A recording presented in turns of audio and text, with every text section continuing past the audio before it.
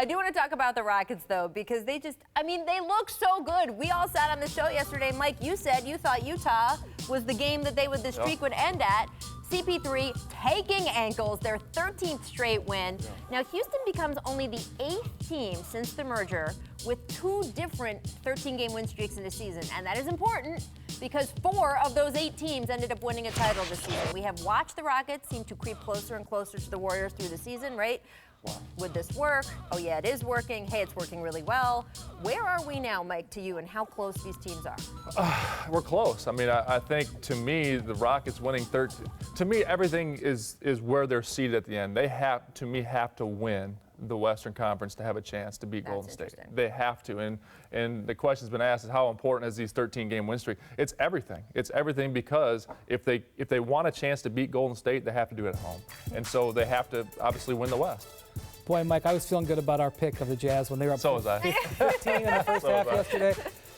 This was the most impressive win for me for the Rockets this season. Mike D'Antoni said essentially the same thing last night. They had 33 points 22 minutes into this game. They're playing the second night of a back-to-back in Utah without 3 rotation players, including Clint Capella, who's very important to them. Utah was defending like madmen early in that game. And for the Rockets to figure out how to win, not only win, but win going away so that the last seconds of the game could be Chris Paul dribbling out and high-fiving with James Harden's mom. That is a championship-type performance. And I know that Utah isn't, the 86 Celtics, but under the circumstances, with no Ryan Anderson, no Eric Gordon, nor Clint Capella, Utah really wanted to win that game.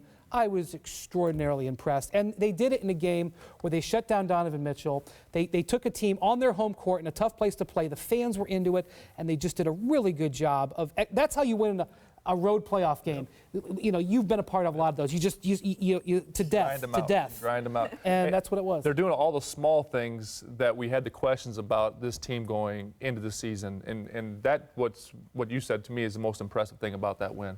Yeah, and look, their odds have gone down. I think Kevin Pelton had on ESPN.com that the Rockets' odds to win a title a few months ago were 16-1. Now they're 2-1. Obviously, the Warriors are the ones who have the best odds for that. But what's Anthony Davis's odds to win the MVP? I'd like to see what those are, as long as we're looking those up. They're not as good as James Harden.